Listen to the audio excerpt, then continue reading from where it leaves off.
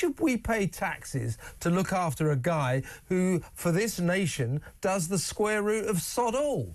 Well, indeed. I mean, do we pay police protection for Elton John, for David Beckham?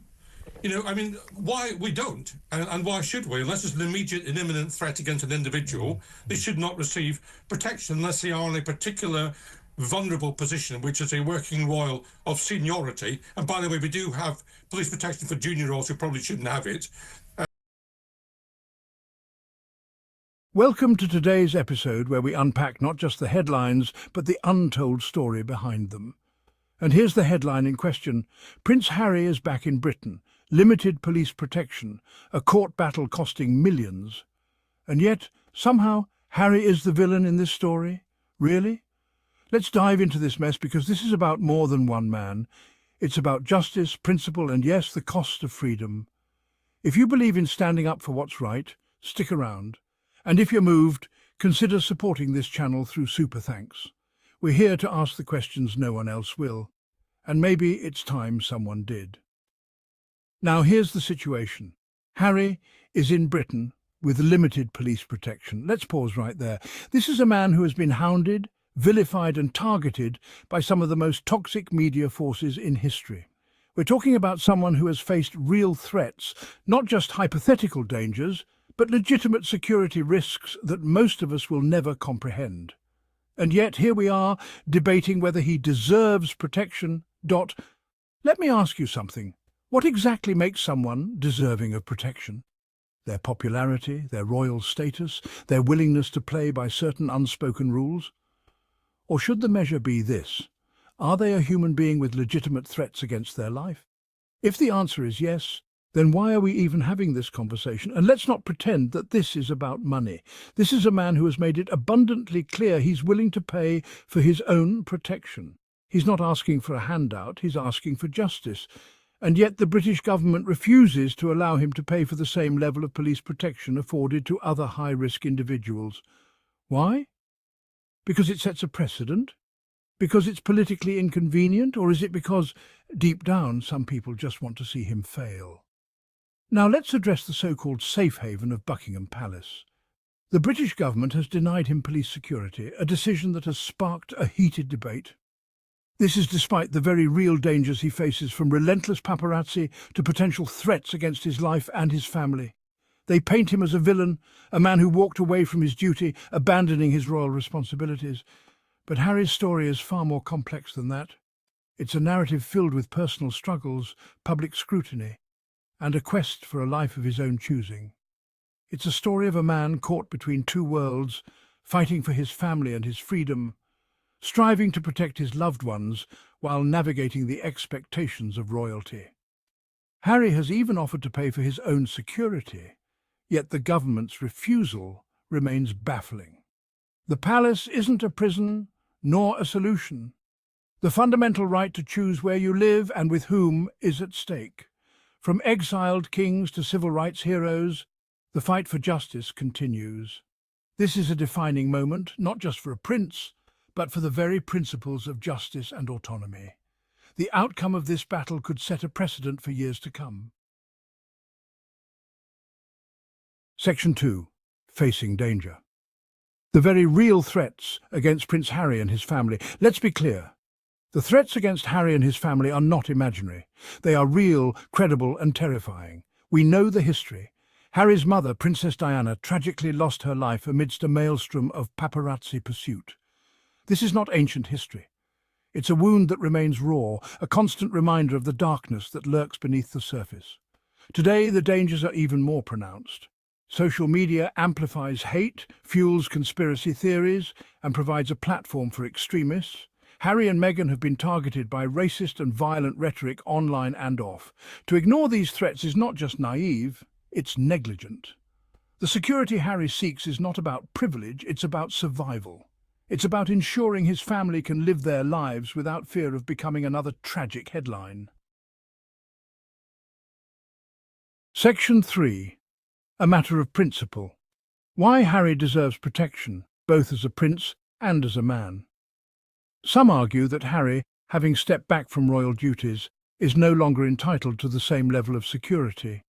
They believe that his decision to step away from the royal spotlight should come with certain consequences, including reduced protection.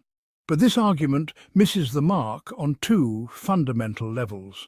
It overlooks the inherent risks that come with being a public figure, regardless of one's current role or status. Firstly, Harry was born into this family. From the moment he was born, he was thrust into a life of public scrutiny and expectation. He didn't choose the spotlight, but he has always carried its weight with dignity and grace. His actions, both in and out of the royal family, have shown his commitment to service and duty. His bloodline shouldn't dictate his right to safety. The dangers he faces are real and present, regardless of his official titles. Secondly, every human being deserves to feel safe. This is a fundamental human right that transcends titles and social status. This isn't about titles or royal lineage. It's about recognizing the basic human need for security and protection. It's about basic human dignity. When we strip away the titles and the fame, Harry is just another person who deserves to live without fear. When a person, any person, expresses legitimate concerns for their safety, we have a moral obligation to listen. Ignoring these concerns can have dire consequences. To dismiss Harry's pleas because of his chosen path is not just unfair, it sets a dangerous precedent. It implies that our right to safety is conditional, based on our roles or decisions. It suggests that security is a reward for service, rather than a right we all share. This is a notion we must challenge for the sake of fairness and humanity. Section 4. Harry's offer to pay and the government's baffling refusal. The most perplexing aspect of this saga is Harry's willingness to pay for his own security. He doesn't demand it as a right, he's willing to fund it himself. This undermines the argument that he's clinging to privilege. He's simply asking for the ability to protect his family, even if it means paying for it out of his own pocket. The government's refusal to even consider this offer is baffling. It smacks of stubbornness, a refusal to compromise. It raises the question, what are the real motivations at play here? Is this about security, or is it about punishing Harry for daring to choose a different path? The government's stance sends a chilling message. Even if you can afford to protect yourself, we may still decide you're not worth protecting. Section 5. The Walls of Buckingham. Why the palace isn't a prison, nor a solution.